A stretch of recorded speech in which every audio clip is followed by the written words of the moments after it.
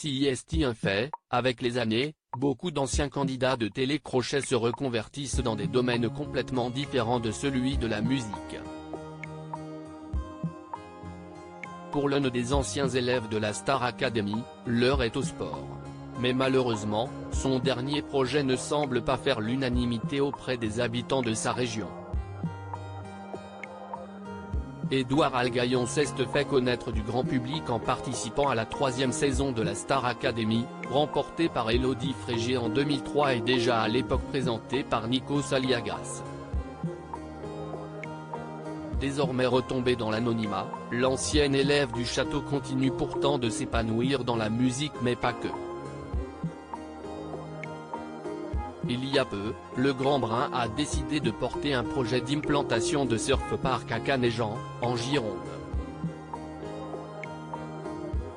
Mais selon les informations rapportées par nos confrères du Parisien, le dimanche 20 août 2023, les habitants de la région seraient en grande majorité contre cette structure.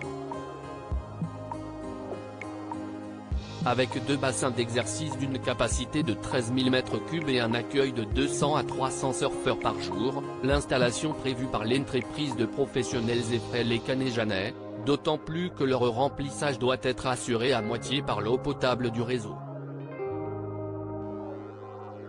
Ensuite, les bassins en circuit fermé fonctionneront à l'eau de pluie, a expliqué le promoteur du projet. Mais rapidement, les habitants de la petite commune ont tenu à faire part de leur vif désaccord, argumentant qu'il ne pleut plus autant qu'en 1980 et que CIST, par conséquent, surtout de l'eau potable qui sera gaspillée. Afin de faire asseoir leur opinion, les habitants ont décidé, toujours selon le Parisien, de saisir la justice pour faire annuler le permis de construire. Il faut dire que Canéjan subit chaque été ou presque des sécheresses inquiétantes. En 2022 par exemple, en raison du manque d'eau, la commune a été placée en état de catastrophe naturelle et les nappes phréatiques n'ont pas pu être remplies. Aussi, les opposants au surf park craignent un impact trop important sur le renouvellement des ressources en eau de la ville.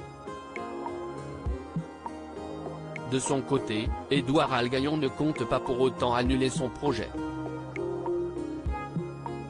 Sûr de lui, il affirme avoir réalisé tous les examens et tests nécessaires pour affirmer que son surf park, capable de réaliser des vagues de plus de 1,30 m de haut, ne présente aucun risque pour la commune.